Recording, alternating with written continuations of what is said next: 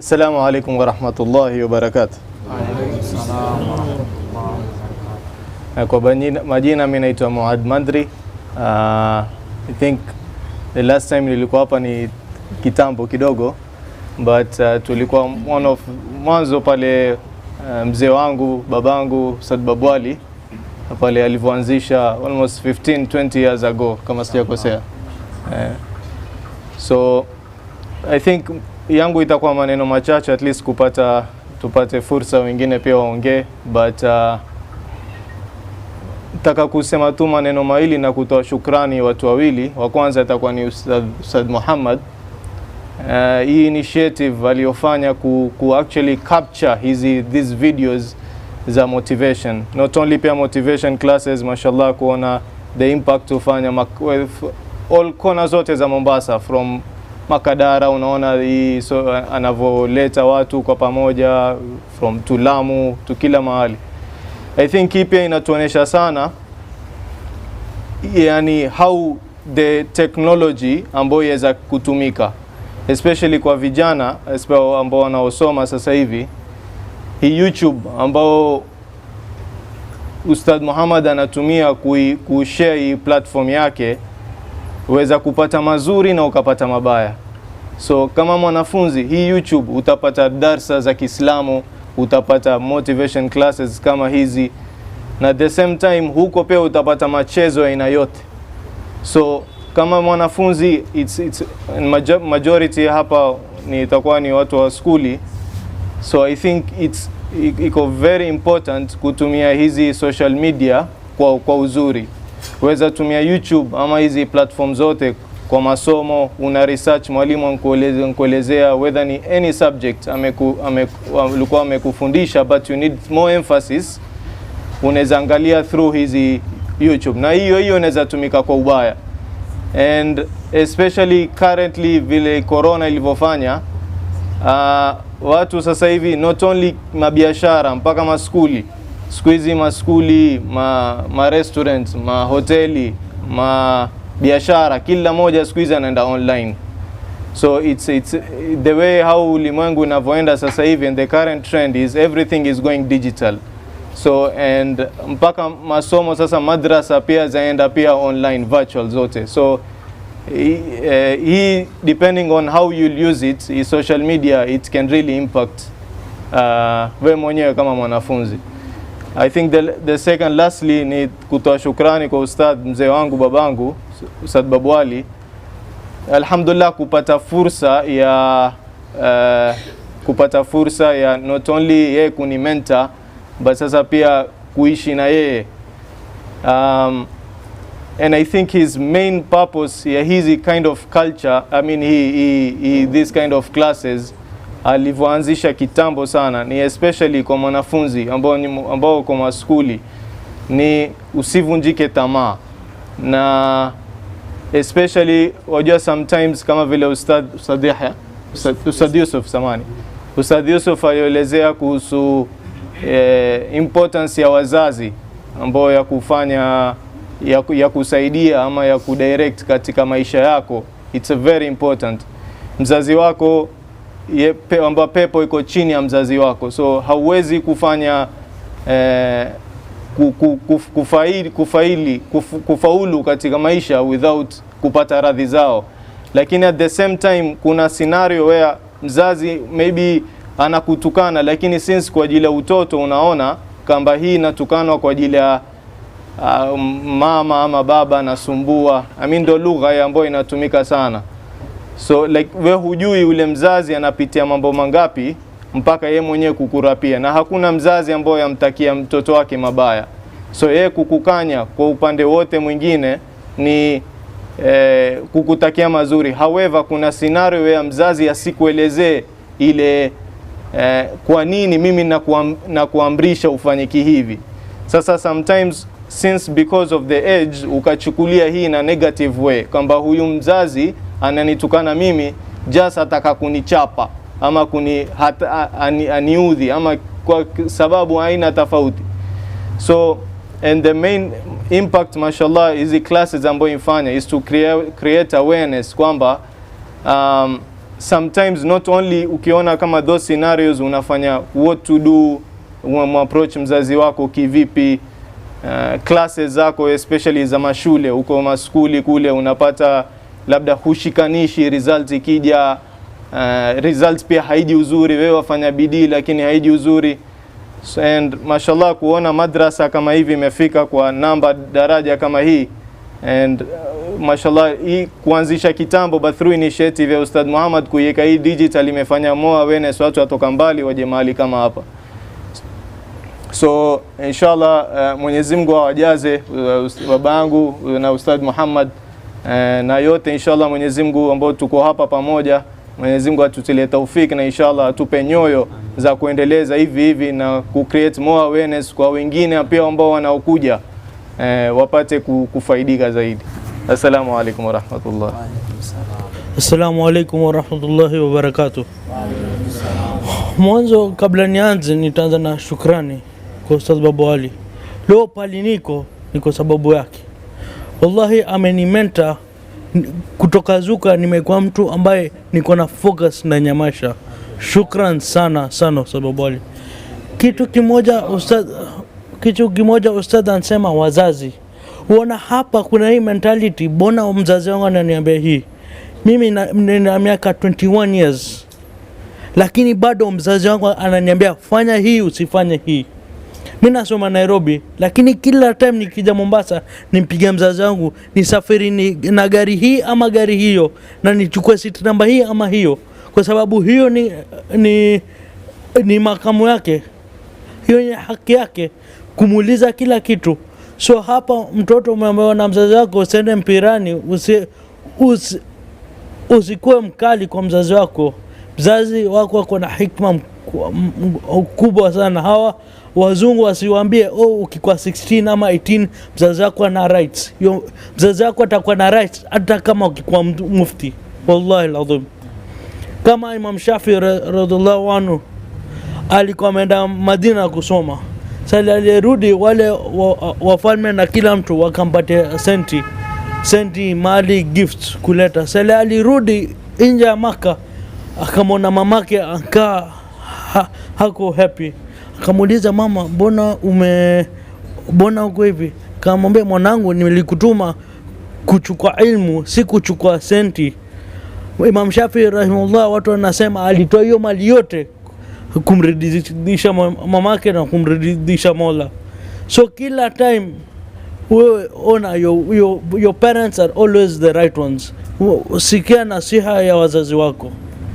Na nukta ya pili na ya mwisho kusema mambo ya madrasa na skuli, mwenda kusoma mashallah, lakini hizi co-curricular activities, hizi activities kama ustadhi wako akikwambia sasa kuna hafla lazima utoe speech, take full advantage of it, kwa sababu ni very sad watu hutoka high school wakwambia I am going for public speaking classes. Mwona ustadhi wako wa madrasa, he is the best public speaker. Kusema ukweli, sasa ukimuta Ustadh Muhammad ama Ustadh Babu Ali ama ustadh yoyote atakutolea darsa ya 1 hour without planning, who is a better public speaker? So hizi mavitu za madrasa msione tuenda kufanya ma exams tukapita tu. Madrasa itakufundisha mambo mingi sana, and take advantage of it, kwa sababu ukiingia university kuna 1000 students ambao wako kila pali na kila mtu apasi. Lakini last week tulikuwa na welcome ceremony, wakatuambia we want to see people who are doing a change in the community. Unafanya nini extra? What extra mile are you doing? Ni wewe wajulikana tu wewe msomi, sawa, very good wewe msomi, lakini wafanya nini extra in the society? Si lazima utoe masenti tu, lakini hiyo ni initiative yako. Ustadha nataka kuorganize kitu, wewe umsaidia kuorganize. Kuna hafla madrasa, wewe unawasaidia ustadh kuorganize vitu nini. Hizo vitu will really build you as a person. I hope mumenielewa. Wa hadha, assalamu alaikum. Assalamu alaikum wa rahmatullahi wa barakatuh. Assalamu wa rahmatullahi. Mimi nataka kuonesha tu ule umuhimu wa classes kama hizi, motivational classes ya mzee wetu Babu Ali. Na jambo kubwa ambalo mimi nimelishuhudia na naliona ni kuwa klasi hii imeweza kutoa matunda mazuri. na nilikuwa na tija ya kule kuparticipate ama kuja katika madarasa kama haya kwa muda mrefu, ambao mzee wetu na mentor wetu Babu Ali ameweza kuwa pamoja na sisi. Imeweza kujenga vijana ambao ni unique katika society yetu, na uniqueness yao si kwa kuwa wavaa tofauti na watu wengine, la, bali ni watu ambao wamejengeka kifikra, ni watu wana mwelekeo wa kidini, ni watu wana mwelekeo pia wa kimaisha. Kwa hiyo nawasihi nyinyi kama watoto wangu, ndugu zangu, kuwa muzidi kuhudhuria katika motivational classes kama hizi, na mtaweza na nyinyi pia kubadilisha maisha yenu na kuwa na mwelekeo mzuri kama mnaoona hapa ndugu zenu ambao wako hapa mbele. Sina mengi kwa sababu ya wakati, tumachana Jamal achangia kidogo inshallah. Assalamu alaykum wa rahmatullahi wa barakatuh.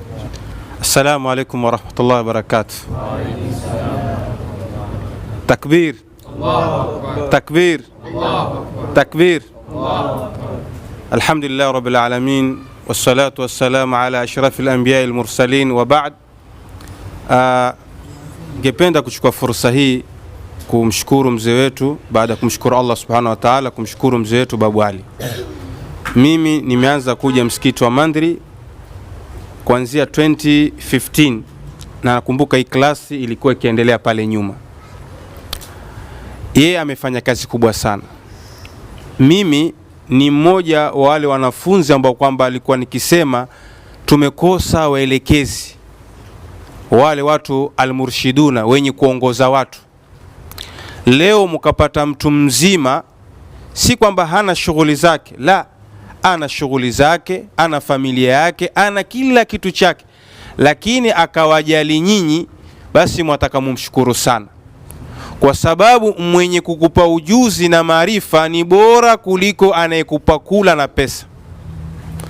Na kwamba hili jambo limeanzishwa kwa ikhlas, ndio naona linadumu, na tunamwomba Mwenyezi Mungu Subhanahu wa Ta'ala liendelee na lidumu, na Mwenyezi Mungu Subhanahu wa Ta'ala ampe mzee wetu nguvu na uwezo na amuongezee maarifa wa kulipeleka jambo kama hili mbele. Amin. Wallahi ni fursa adhim. Kuna mahali kuna masomo kama haya, lakini watu wanayalipia. Leo tukapata mafunzo kama haya bure, basi tunataka na tushukuru, na kumlipa kwetu sisi ni kwamba kila tunaposwali tumuombe Mungu Allah ampe umri mrefu na amuongezee hikma na maarifa. Na tunapohudhuria class kama hizi, usije kama part time au past time kupoza, njoo kwa lengo kwamba mimi nataka kubadilika. Wallahi kuna watu wengi wanataka fursa kama hii lakini hawapati. Kwa hivyo ndugu zangu, wadogo zangu, sisi wengine ni walimu, twajua shida kama hizi. Sidhani kwamba mtu atakuja klasi kama hii kisha kesho awe mtu mjeuri, la, lazima utabadilika. Ni kama mbao ikiingia workshop, itatoka kabati, itatoka meza, itatoka kiti. Kwa hivyo nawe ukija hapa uwe na lengo la nini? La kubadilika. Imamu Ali radhiallahu anhu anasema, sirtu abdan, nimekuwa mtumwa kwa yule aliyenifundisha herufi moja. Sasa wewe fikiria, mwaka mmoja, miwili, mitatu wafundishwa namna ya kubadilika, kwa sababu future au mustakbal unatokamana nani? Na msingi bora. Wewe huwezi kuwa ni mtu mzuri, baba mwenye heshima, au una shughuli zako ikiwa foundation yako ilikuwa ni mbovu. Kwa hivyo mimi leo ni mpita njia, nachukua fursa hii kuwashukuru wale waandalizi wa masomo kama haya, motivation class au tahfiz, wanafanya hili jambo bure. Wallahi tunaombea kwa Mwenyezi Mungu awalipe malipo mema. Amin. Na wajalie janna. Na nyinyi ambao kwamba mnahudhuria, basi Allah awaongeze nyinyi na wazazi wenu na kizazi chenu. Tuombe Mwenyezi Mungu Subhanahu wa Ta'ala atupe maarifa na hikma, atuwezeshe kuyafahamu mazuri ya kufuata, na atuoneshe mabaya, hili ni baya tuweze kulipuka. Wa shukran wa jazakumullah khair. Jazakallah khair, jazakallah khair. Bismillahir Rahmanir Rahim. Alhamdulillah. Wassalatu wassalamu ala sayyidina Muhammadin wa ala alihi wa sahbihi wa sallam. Walhamdulillahi rabbil alamin. Hakika nilikuwa na topic, lakini kwa sababu ya wakati na mnasaba wa hafla kama hii ya kufunga leo, alhamdulillah tumesikia mengi kutoka kwa mashekhe, kutoka kwa wazee, kutoka kwa mentors na maustadh.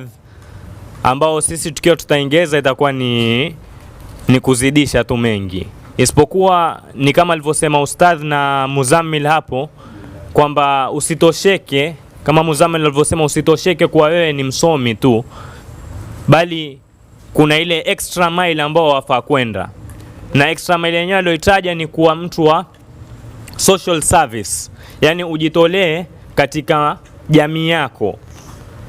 Tukitoa mfano mmoja mzuri ni hapa tu katika hii halaka hapa ambayo Ustadh Babu Ali ameanzisha. Hii ni jambo ambayo yajitolea kwa jamii na ni lazima kwa kila mtu, kwa sababu Mtume sallallahu alaihi wasallam kuna siku asubuhi mapema aliwauliza masahaba, katika nyinyi nyote hapa nani leo amfunga? Saidna Abubakar akajibu yeye ndo amfunga.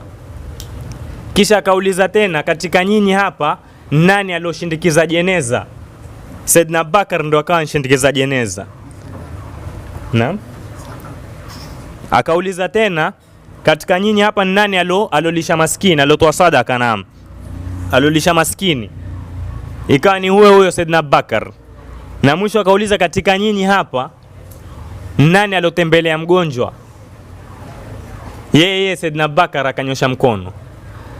Emphasis ya jambo kama hili, amali moja tu hapa ndo amali spiritual ya Saidna Abubakar peke yake yenye kumsaidia yeye, ni amali ya kufunga. Lakini amali zingine zote ni amali yeye ankwenda kuwanufaisha watu. Na emphasis Mtume sallallahu alaihi wasallam alionyesha emphasis ya mambo ya watu, akasema haya mambo yakikusanyikana kwa mtu mmoja basi ataingia peponi. Na hizi amali tatu ni social services, kwenda kumtembelea mgonjwa, kushindikiza jeneza. Kutembelea mgonjwa kwenda kumliwaza mgonjwa, kushindikiza jeneza ni kwenda kuwataazia watu, na kulisha maskini ni jambo zote za social service. Kwa hivyo ni kuwahamasisha nyote tuwe, kama hauwezi basi angalau ukiwa unkuja hapa wasaidia pia na wafanya social service kwa njia moja ama nyingine. Njia moja tu ambayo nitatoa example ni kwa mimi kuja hapa kuzungumza, mnishajiisha kwamba mimi niende nikatwali mwanzo kabla ya kuja kuzungumza hapa. Kwa hivyo mnipatia maarifa, mnipatia elimu. Kwa hivyo sote tusaidiana, na hivi ndivyo yatakikana sote tuwe. Kwa haya machache, wassalamu alaikum warahmatullahi wabarakatuh. Alhamdulillahi rabbil alamin. Shukrani kwa Mwenyezi Mungu. Haya yote ambayo wamezungumza vijana wangu, amezungumza Sheikh Yusuf hapa, kwa taufiki ya Mwenyezi Mungu. Kwa hivyo laisa alayka hudahum walakin Allah yahdi man yasha. Insha Allah, kwa nia zetu sote pamoja, mkiwemo nyinyi vijana wetu hapa, tushikane katika kutafuta nuru ya Mwenyezi Mungu. Insha Allah tutafaulu. Shukrani kwa hawa waliozungumza leo, tukianzia Sheikh Yusuf ambaye topiki yake imepata backing kwa vijana wetu wote.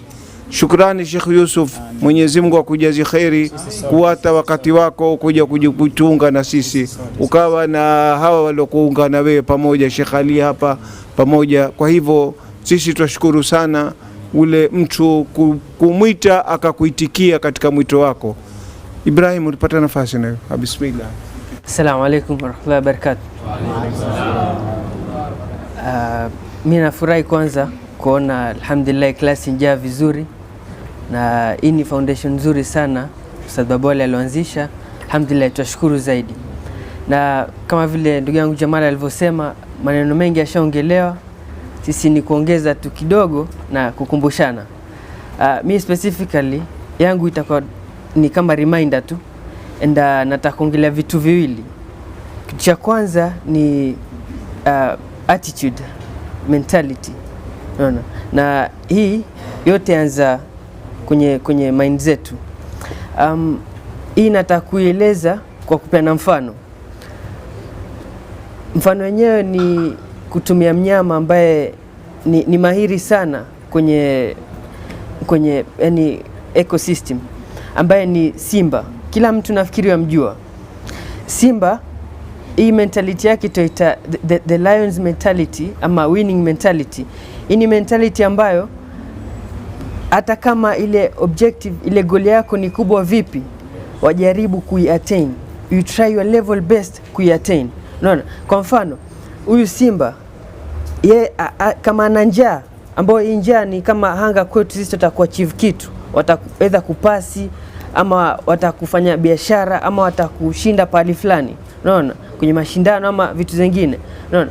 Huyu simba hata kama yajua kama yule mnyama ni mkubwa wake ama ni mdogo wake, unaona, tuseme kama elephant, unaona, huyo mnyama ni mkubwa like more than 10 times ya weight yake, lakini kitu yafanya hapa, huyo lion, huyo elephant atamuattack na ensure kama ampata ile nyama yake, ampata kile chakula chake, si atafuta chakula, atafanya kwa juhudi zake zote. Ukiona mfano mwingine ni giraffe, pia ni mnyama mrefu zaidi, hata anamshinda, hata sijui mara ngapi yamshinda, lakini kama ashasikia njaa, ataka objective yake kumla yule mnyama, atamfuata na amuattack however big ama small he is, unaona. Hiyo ndo attitude ambayo sisi tunafaa tu embrace, unaona, attitude ya kushinda. Si kila siku tufikiria abana ili kitu ni gumu. Ukifikiria kitu ni kigumu, kitabaki kuwa kigumu unless you try, na when you try you give it your best, unaona. Hiyo ni ya kwanza. And kitu cha pili ni resilience. Resilience ni kuwa, tuseme umfanya project yako ama kuna kitu ambacho tuseme exam like umefail, unaona, au kufaulu vizuri, unaona. What do you do? Hii hapa in an event kama hii ama in a situation kama hii, you're supposed to bounce back, unaona. When you are down, you are always supposed to pick something hapo chini ambao kitakufanya urudi juu, unaona. Nafikiri tushafahamiana hapo. Kama umpatikana na msukosuko pahali, usibaki pale pale, jaribu kurudi juu, unaona. Na ile bidii yako ya kurudi juu, Allah pia hatokuacha, unaona. Kwani kwa Allah, waman yatawakkal ala Allah fahuwa hasbuk, unaona. Na Mwenyezi Mungu hawachi mja wake kabisa. Allah hawezi kuacha mja wake, lakini mpaka wewe pia ujitahidi, ufanye juhudi yako, unaona. Yangu ilikuwa ni hayo tu. Jazakallah khair. Shukran jazila.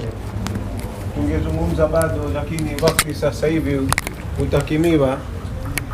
Sina la zaidi mimi isipokuwa nyote ambao mko na mimi hapa kuwapa shukrani, nikianza Jamali, Sheikh Ali, Sheikh Yusuf, Muad, wote waliozungumza na Ibrahim, mambo mazito ambayo yalizungumzwa katika hii klasi yetu ya leo.